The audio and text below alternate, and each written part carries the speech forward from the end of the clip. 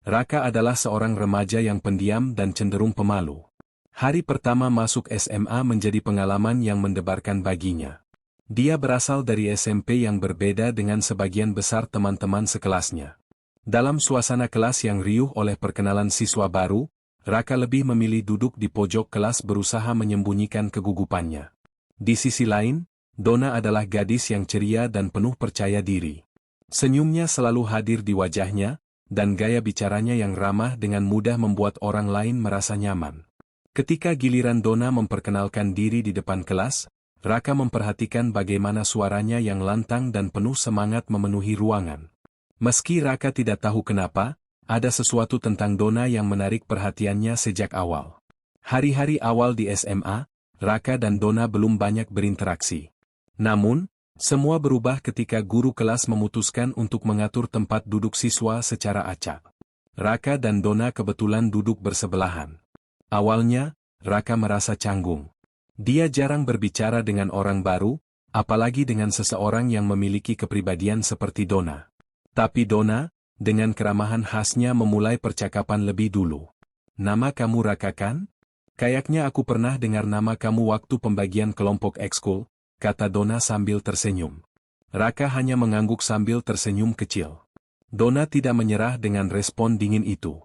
Dia terus bertanya tentang hobi Raka, ekskul yang ingin dia ikuti, dan apa alasan Raka memilih sekolah tersebut. Perlahan tapi pasti, Raka mulai membuka diri. Dari percakapan itu, Donna mengetahui bahwa Raka adalah pecinta fotografi, sesuatu yang membuatnya semakin tertarik. Dia meminta Raka untuk mengajarinya memotret meskipun dia tidak memiliki kamera sendiri. Hari demi hari, keakraban mereka semakin tumbuh. Mereka sering menghabiskan waktu istirahat bersama, berbicara tentang berbagai hal, mulai dari pelajaran hingga mimpi-mimpi mereka.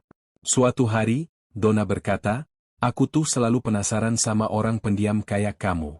Kayaknya kamu menyimpan banyak hal menarik, tapi jarang diceritain." Raka, yang biasanya canggung, merasa nyaman dengan Donna. "Mungkin aku cuma nggak tahu cara mulai cerita," jawabnya sambil tersenyum. Keakraban mereka tidak hanya terlihat di kelas. Pada suatu kesempatan, sekolah mengadakan acara outbound untuk siswa kelas 1. Saat sesi permainan tim, Raka dan Donna berada dalam kelompok yang sama. Donna yang sangat bersemangat, memimpin tim dengan antusias, sementara Raka mendukung dari belakang. Mereka bekerja sama dengan baik, dan itu menjadi momen di mana Raka merasa benar-benar diterima oleh teman-temannya. Kedekatan Raka dan Donna juga mulai diketahui oleh orang tua mereka. Karena seringnya Raka dan Donna menghabiskan waktu bersama untuk belajar kelompok atau menyelesaikan tugas, orang tua mereka pun sering bertemu. Ibu Donna adalah seorang yang ramah, sementara ayah Raka adalah orang yang humoris. Pertemuan keluarga ini menjadi awal dari hubungan hangat antara kedua keluarga. Di akhir semester pertama, hubungan Raka dan Donna menjadi semakin dekat. Donna sering bercerita tentang impiannya menjadi penulis, sedangkan Raka membagikan mimpinya untuk menjadi fotografer profesional. Mereka saling mendukung dalam mencapai tujuan masing-masing. Donna selalu memuji hasil foto Raka, bahkan ketika Raka merasa karyanya belum maksimal. "Aku yakin, suatu hari kamu bakal jadi fotografer hebat. Aku bakal bilang ke orang-orang kalau aku kenal kamu sejak kita masih di SMA," ujar Donna sambil tertawa. Raka hanya tersenyum, tapi dalam hatinya, dia merasa Donna adalah orang yang spesial. Pada saat itulah, tanpa disadari benih cinta mulai tumbuh di hati mereka. Raka yang biasanya ragu-ragu mulai berani menunjukkan perasaannya, meskipun dalam bentuk perhatian kecil seperti memberikan bantuan ketika Donna kesulitan dengan pelajaran matematika atau membawakan air mineral saat Donna lupa membawanya. Di sisi lain, Donna merasa nyaman berada di dekat Raka, meskipun karakter mereka berbeda. Puncaknya, pada hari ulang tahun Donna, Raka memberanikan diri memberikan hadiah sederhana berupa bingkai foto berisi salah satu hasil jepretannya. Di bagian belakang bingkai, Raka menuliskan pesan singkat, "Untuk Donna, sahabat terbaik yang selalu membuatku tersenyum. Dari Raka." Donna tersenyum lebar saat menerima hadiah itu. "Makasih ya Raka. Ini hadiah ulang tahun terbaik yang pernah aku dapat." Sejak saat itu, hubungan mereka tidak lagi sebatas teman. Meski belum ada pernyataan cinta yang jelas, Keduanya tahu bahwa ada sesuatu yang istimewa di antara mereka. Mereka saling melengkapi, saling mendukung, dan saling menginspirasi. Hubungan Raka dan Donna resmi dimulai pada pertengahan tahun pertama di SMA mereka.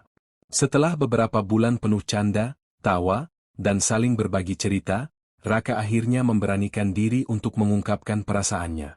Meskipun Donna sudah lama merasakan perhatian Raka yang lebih dari sekadar teman, ia tetap terkejut saat Raka berkata, "Aku suka kamu Don.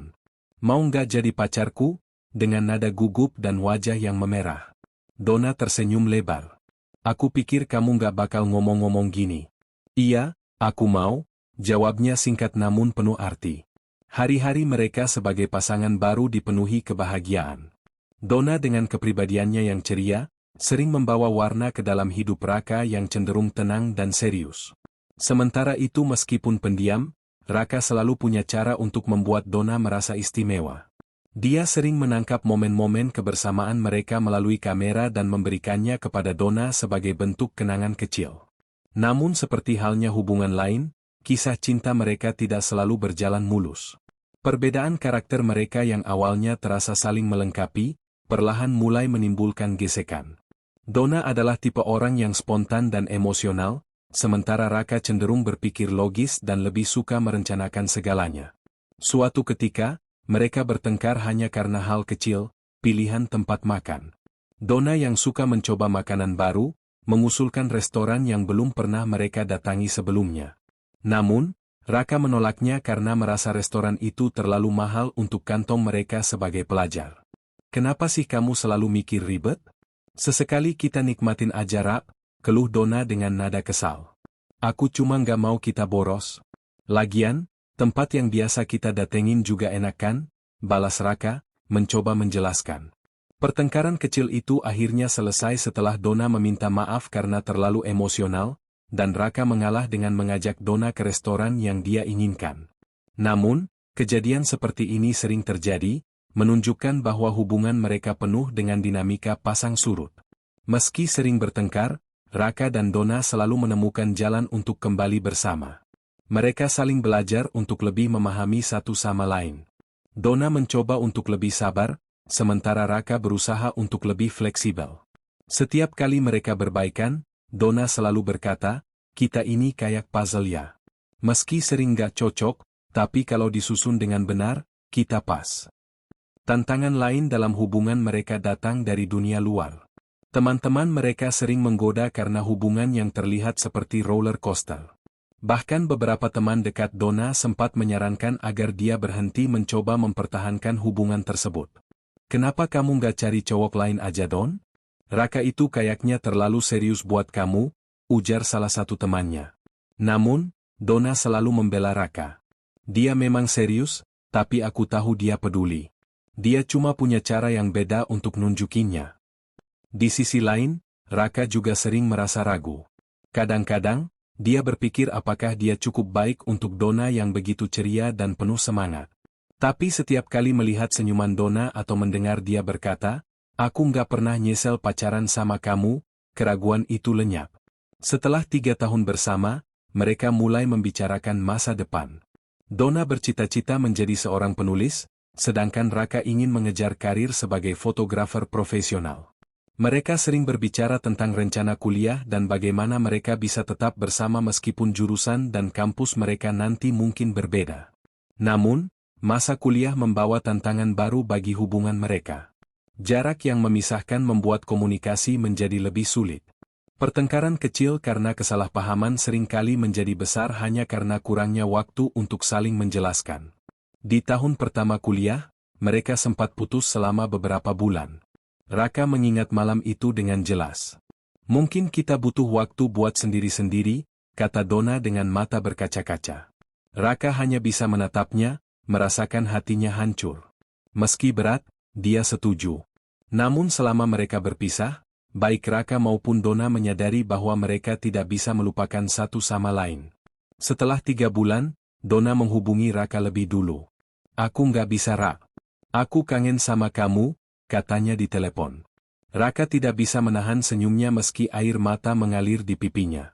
"Aku juga Don. Aku selalu nunggu kamu balik."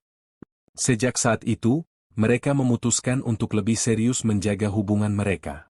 Meski hubungan mereka tidak sempurna, baik Raka maupun Donna percaya bahwa cinta mereka cukup kuat untuk mengatasi segala rintangan. Namun, perjalanan 6 tahun mereka penuh dengan pola yang sama, kebahagiaan, konflik, perpisahan, dan kembali bersama. Keluarga mereka yang sudah saling mengenal pun sering memberikan nasihat agar mereka lebih sabar dan menghargai satu sama lain. Bagi Raka dan Donna, hubungan ini seperti perjalanan mendaki gunung. Meski jalannya sulit dan penuh tantangan, mereka tetap percaya bahwa pemandangan di puncak akan sepadan dengan usaha yang mereka lakukan. Setelah 6 tahun bersama, Raka dan Donna mulai merasakan bahwa hubungan mereka telah melewati banyak hal. Dari momen indah di masa SMA hingga rintangan saat kuliah, keduanya menyadari bahwa cinta mereka tetap bertahan meski telah diuji waktu. Kini, dengan usia yang semakin dewasa, mereka mulai memikirkan masa depan dengan lebih serius. Donna, yang kini berada di tahun terakhir kuliahnya di jurusan sastra, semakin dekat untuk meraih mimpinya menjadi seorang penulis. Dia sudah mulai menulis cerita pendek yang diterbitkan di media online, bahkan menerima beberapa tawaran untuk menerbitkan novel. Raka, di sisi lain telah mengukuhkan dirinya sebagai fotografer berbakat. Meski masih menjalani kuliah di jurusan desain komunikasi visual, Raka sering menerima proyek fotografi profesional. Pada suatu malam, mereka duduk di sebuah kafe yang sering mereka kunjungi sejak masa SMA. Donna memulai percakapan dengan penuh semangat, "Kamu tahu nggak, Rak? Aku akhirnya dapat kontrak buat menerbitkan novelku yang pertama." Raka tersenyum bangga. "Aku selalu tahu kamu bakal sampai di titik ini. Aku senang banget dengarnya." Donna melanjutkan, "Tapi aku juga takut. Kalau nanti sibuk banget, gimana kalau aku malah nggak punya waktu buat kita?" Raka menggenggam tangan Donna dengan lembut. "Kita udah melewati banyak hal, Don. Aku yakin kita bisa atur semuanya. Aku dukung apapun yang bikin kamu bahagia." Percakapan itu membawa mereka ke pembahasan yang lebih serius. Donna mulai mengungkapkan keinginannya untuk membangun masa depan bersama Raka. "Kamu pernah mikir nggak, Rak, gimana hidup kita nanti? Setelah kita lulus, setelah kita kerja?" tanya Donna sambil memandang Raka dengan mata yang berbinar. Raka mengangguk pelan. "Aku sering mikir tentang itu, Don. Aku pengen kita bisa terus bareng, nggak cuma sekarang tapi juga sampai nanti. Aku pengen kita bisa bangun keluarga kecil kita sendiri, di mana kita saling dukung dan bahagiain satu sama lain." Mendengar itu, Donna tersenyum lebar. "Aku juga, Rak. Aku pengen kita terus bareng, walaupun jalan ke sana pasti nggak mudah." Dari percakapan itu, mereka mulai membuat rencana kecil-kecilan. Mereka membicarakan bagaimana cara mendukung karir satu sama lain, bagaimana membagi waktu untuk tetap saling mendukung meski kesibukan makin padat. Bagi mereka, rencana ini bukan hanya soal masa depan, tetapi juga tentang bagaimana mereka bisa terus tumbuh bersama sebagai pasangan. Suatu hari, Donna datang dengan ide yang sedikit mengejutkan. "Aku pengen kita foto keluarga sama orang tuamu, Rak," katanya tiba-tiba. Raka, yang sedang memotret sunset di taman, menoleh dengan bingung. "Foto keluarga? Kenapa tiba-tiba pengen?" Donna tersenyum kecil. "Aku cuma pengen aja. Kayaknya seru punya foto lengkap kita semua. Buat kenang-kenangan." Raka mengangguk, meski merasa ada yang aneh dengan permintaan itu. Donna memang suka foto, tapi jarang sekali dia menunjukkan keinginan spesifik seperti ini. Tetap saja, Raka setuju. Dia mengatur waktu dengan orang tuanya untuk sesi foto keluarga kecil mereka. Hari yang dinanti pun tiba. Dengan bantuan kamera Raka dan tripod, mereka mengabadikan momen itu di halaman rumah Raka. Donna tampak sangat bahagia, tertawa lepas saat Raka mencoba mengatur posisi mereka. Orang tua Raka dan Donna juga ikut tertawa, merasa seperti sedang melakukan sesi foto formal ala studio, meski sebenarnya hanya dilakukan di halaman rumah. Setelah foto selesai, Donna berkata, "Aku senang banget hari ini, Rak. Makasih ya, udah bikin ini terjadi." Raka menatapnya dengan penuh rasa sayang. "Aku juga senang. Kamu selalu punya cara buat bikin momen kecil jadi spesial." Namun setelah sesi foto itu, Raka mulai memperhatikan sesuatu yang berbeda pada Donna. Dia tampak lebih sering melamun, meski tetap tersenyum saat bersama Raka. Sesekali, Donna juga berbicara dengan nada yang lebih dalam, seolah dia sedang merenungkan sesuatu yang penting. "Kamu baik-baik aja, Don?" tanya Raka suatu malam ketika mereka sedang berbicara di telepon. Donna terdiam sejenak sebelum menjawab, "Aku baik, Rak. Cuma lagi banyak mikir aja. Kadang aku cuma takut nggak bisa jadi yang terbaik buat kamu." Raka menghela napas pelan. "Kamu nggak perlu mikir kayak gitu, Don. Kamu selalu yang terbaik buat aku, apapun yang terjadi." Percakapan itu menjadi salah satu momen yang terus membekas di hati Raka. Meski saat itu dia tidak tahu apa arti dari perkataan Donna, kata-kata itu terasa seperti pesan yang dalam. Hari itu menjadi hari yang paling kelam dalam hidup Raka. Kabar kecelakaan yang menimpa Donna datang tiba-tiba, seperti petir di siang bolong. Ia sedang mempersiapkan presentasi untuk proyek kuliah ketika ponselnya berdering. Nama teman dekat Donna, Lisa, muncul di layar. Suaranya terdengar gemetar, dan hanya dengan satu kalimat dunia Raka berubah selamanya. "Raka, Donna kecelakaan. Dia, enggak selamat." Raka terdiam, tidak mampu berkata apa-apa. Kata-kata itu seolah menggema di kepalanya, namun otaknya menolak untuk memprosesnya. Dengan tangan gemetar, ia mencoba memastikan apa yang baru saja ia dengar. "Kamu serius, Liz? Ini nggak mungkin kan? Donna tadi pagi masih kirim pesan ke aku." Suaranya bergetar, nyaris tidak terdengar. Namun, tidak ada jawaban yang bisa menenangkan hati Raka.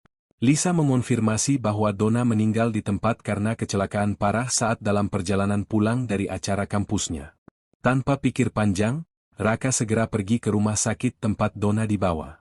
Sepanjang perjalanan, hatinya dipenuhi oleh berbagai emosi, ketakutan, penolakan, dan rasa tidak percaya. Begitu tiba di rumah sakit, pemandangan orang tua Donna yang menangis histeris dan beberapa teman mereka yang terisak menguatkan kenyataan yang ingin ia tolak. Donna sudah tiada. Raka berdiri mematung di depan kamar jenazah, terlalu takut untuk masuk. Namun, dorongan untuk melihat wajah Donna untuk terakhir kalinya akhirnya mengalahkan ketakutannya. Ketika pintu kamar itu dibuka, air mata yang selama ini ia tahan akhirnya tumpah. Di depannya, Donna terbaring dengan damai seperti sedang tidur. Tapi Raka tahu, dia tidak akan pernah bangun lagi. "Aku nggak siap, Don.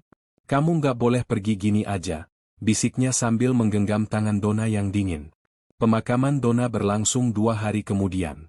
Suasana penuh duka, dan Raka merasa seperti hidup dalam mimpi buruk yang tidak pernah berakhir. Ia berdiri di samping makam Donna, menggenggam sebuket bunga yang ia beli sendiri. Saat peti diturunkan ke dalam tanah, ia merasakan hatinya ikut terkubur bersama Donna. Setelah pemakaman Raka kembali ke rumah, tapi tempat itu tidak lagi terasa sama. Setiap sudut rumahnya mengingatkan dia pada Donna. Foto keluarga yang mereka ambil seminggu sebelum kecelakaan menjadi barang yang paling sering ia pandangi. Wajah Donna di foto itu tampak begitu bahagia, seolah dia tahu itu akan menjadi kenangan terakhir mereka bersama. Hari-hari setelah kepergian Donna terasa seperti neraka bagi Raka. Ia kehilangan motivasi untuk melakukan apapun. Kamera yang dulu selalu menjadi pelarian dan alat untuk mengekspresikan dirinya kini tergeletak tak terpakai di sudut kamar. Setiap kali ia mencoba mengambil gambar, ia teringat bagaimana Donna selalu menjadi subjek favoritnya. "Kenapa kamu suka banget fotoin aku, Rap?" tanya Donna suatu waktu. "Karena kamu itu seperti cahaya buat aku. Aku selalu pengen abadikan momen kamu," jawab Raka sambil tersenyum. Namun kini, tanpa Donna, cahaya itu seperti padam. Beberapa minggu setelah kecelakaan, Ibu Donna datang ke rumah Raka membawa sebuah surat yang ditinggalkan oleh Donna.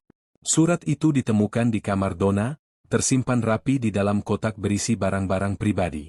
Dengan tangan gemetar, Raka membuka surat itu. "Untuk Raka, aku nggak tahu kenapa, tapi akhir-akhir ini aku sering kepikiran tentang kita, tentang masa depan, dan tentang waktu. Kadang aku takut kalau waktu kita nggak cukup untuk melakukan semua yang kita rencanakan. Tapi aku pengen kamu tahu satu hal, aku bahagia banget bisa ada di hidup kamu. Kamu udah jadi bagian terbaik dalam hidupku, dan aku selalu bersyukur kita dipertemukan. Kalau suatu hari aku nggak ada lagi, aku cuma mau kamu terus hidup dengan baik. Kamu punya banyak hal yang bisa kamu capai, Rak. Jangan biarkan apapun menghentikan kamu. Aku selalu percaya sama kamu, dan aku tahu kamu bakal jadi orang hebat. Terima kasih untuk semuanya. Aku cinta kamu, selalu. Donna. Membaca surat itu, air mata Raka tidak berhenti mengalir. Surat tersebut seolah menjadi pesan terakhir dari Donna, yang memberinya kekuatan sekaligus rasa sakit yang mendalam. Ia merasa bersalah karena selama ini tidak menyadari bahwa Donna mungkin sudah mempersiapkan diri untuk sesuatu yang tidak ia duga. Hari-hari berikutnya, Raka mencoba menjalani hidup, meski berat. Ia mulai kembali mengambil kamera, mencoba menangkap dunia tanpa Donna. Namun, setiap foto yang ia ambil terasa hampa. Kenangan tentang Donna tetap hidup di setiap sudut pikirannya. Raka tahu bahwa ia tidak akan pernah benar-benar melupakan Donna. Cinta dan kehilangan ini menjadi bagian dari dirinya, dan meski rasa sakit itu tidak pernah sepenuhnya hilang, ia perlahan menerima kenyataan bahwa hidup harus terus berjalan. Namun di lubuk hatinya yang terdalam, Raka tahu bahwa cintanya telah berakhir bersama Donna. Ia telah memberikan segalanya untuk cinta mereka, dan tidak ada yang bisa menggantikan tempat Donna di hatinya. Waktu berlalu, membawa Raka pada babak-babak baru dalam hidupnya. Tapi tidak peduli seberapa jauh ia melangkah, bayangan Donna tetap hadir di setiap langkah. Setahun sejak kepergian Donna, Raka mulai mencoba kembali menjalani hidup dengan lebih baik. Ia menyelesaikan kuliahnya, menerima proyek-proyek fotografi, dan bahkan membuka galeri kecil yang menampilkan hasil karya-karyanya. Namun di balik setiap pencapaian, ada ruang kosong yang tidak pernah bisa diisi. Setiap malam, Raka masih sering menatap foto keluarga yang mereka ambil bersama. Foto itu kini ditempatkan di meja samping tempat tidurnya, dikelilingi oleh bingkai kayu sederhana yang ia buat sendiri. Senyum Donna di foto itu adalah pengingat bahwa meskipun ia telah pergi, cintanya tetap hidup di hati Raka. Dalam kesendirian, Raka menemukan caranya sendiri untuk mengenang Donna. Ia mulai menulis jurnal, mencatat setiap kenangan manis yang mereka lalui bersama. Ia menulis tentang tawa Donna yang selalu membuat harinya lebih cerah, tentang cara Donna mengajarinya menikmati hal-hal kecil dalam hidup, dan tentang rencana-rencana mereka yang tak pernah sempat terwujud. Salah satu tulisan yang ia buat berbunyi, "Donna adalah cahaya dalam hidupku. Meski kini dia telah tiada, cahayanya tetap menerangi jalanku. Setiap kali aku merasa lelah atau kehilangan arah, aku selalu ingat kata-katanya, jangan pernah menyerah Rak. Kamu lebih kuat dari yang kamu pikir." Kata-kata itu adalah pengingat bahwa aku harus terus melangkah, meskipun tanpa dirinya di sisiku. Jurnal itu menjadi tempat Raka mencurahkan segala perasaan yang sulit ia ungkapkan. Setiap kata yang ia tulis terasa seperti percakapan dengan Donna, seolah ia masih bisa mendengar suaranya yang lembut memberikan dukungan. Suatu hari, saat sedang membersihkan galeri, Raka menemukan sebuah kotak kecil yang ia simpan di lemari penyimpanan. Di dalamnya, terdapat barang-barang kenangan bersama Donna, tiket bioskop pertama mereka, surat-surat kecil yang Donna tulis, dan potongan kertas berisi kutipan favorit mereka. Salah satunya berbunyi, "Cinta itu bukan tentang berapa lama kita bersama, tapi tentang bagaimana kita saling melengkapi di setiap waktu yang ada." Membaca itu, Raka merasa bahwa Donna selalu memiliki cara untuk menguatkannya, bahkan dari kejauhan. Meski sulit, Raka mulai menerima kenyataan bahwa hidupnya harus terus berjalan tanpa Donna. Namun, itu bukan berarti cintanya pada Donna hilang. Sebaliknya, ia percaya bahwa cinta itu telah bertransformasi menjadi sesuatu yang lebih abadi, seperti energi yang tidak pernah benar-benar lenyap. Setiap kali Raka memotret, ia selalu merasa seperti Donna ada di dekatnya. Ia mulai mengambil tema fotografi yang lebih personal, menampilkan keindahan dalam hal-hal sederhana yang sering diabaikan orang. Baginya, setiap momen yang ia abadikan adalah cara untuk menjaga semangat Donna tetap hidup. Salah satu karya terbaik Raka adalah sebuah foto matahari terbenam yang diambil di tempat favorit mereka. Foto itu diberi judul, "Cahaya Donna," dan dipamerkan di galeri utamanya. Banyak pengunjung yang terkesan dengan foto tersebut, namun mereka tidak tahu bahwa karya itu adalah ungkapan cinta Raka yang paling dalam untuk seseorang yang sudah tiada. Di tengah perjalanan hidupnya, Raka juga mulai menerima kenyataan bahwa ia perlu membuka diri pada orang-orang baru. Meskipun ia tidak pernah berpikir untuk menggantikan Donna, Ia tahu bahwa hidup yang terus berlanjut juga membutuhkan kehangatan dari orang-orang di sekitarnya. Teman-teman dan keluarganya menjadi dukungan utama, memberikan semangat agar Raka tidak terpuruk terlalu lama. Namun, meski ia mencoba berinteraksi dengan orang-orang baru, hatinya tetap memiliki ruang khusus untuk Donna. Setiap kali ada seseorang yang bertanya tentang cinta pertamanya, Raka selalu menjawab dengan senyum, "Dia adalah segalanya bagiku. Donna mengajarkan aku bagaimana mencintai dengan tulus. Dia akan selalu menjadi bagian dari hidupku." Ketika ulang tahun Donna tiba setiap tahun, Raka selalu mengunjungi makamnya. Ia membawa bunga favorit Donna yaitu lili putih, dan duduk di sana sambil berbicara seolah Donna masih bisa mendengarnya. "Aku baik-baik aja Don," katanya suatu hari sambil menatap batu nisan yang bertuliskan nama Donna. "Aku mulai bisa hidup tanpa kamu, tapi aku nggak pernah berhenti cinta sama kamu. Kamu tetap inspirasiku, selalu." Tahun demi tahun berlalu, dan Raka terus melanjutkan hidupnya. Namun, kisah cintanya dengan Donna tetap menjadi bagian tak terpisahkan dari siapa dirinya. Ia percaya bahwa cinta mereka tidak pernah benar-benar berakhir. Bagi Raka, Donna adalah kenangan, pelajaran, dan cahaya yang tidak pernah pudar. Hingga hari ini, meski waktu terus berjalan, cinta Raka untuk Donna tetap ada, seperti langit malam yang selalu dihiasi bintang-bintang. Donna mungkin sudah pergi, tetapi cinta mereka terus hidup dalam hati Raka, sebuah cinta yang tidak pernah luntur.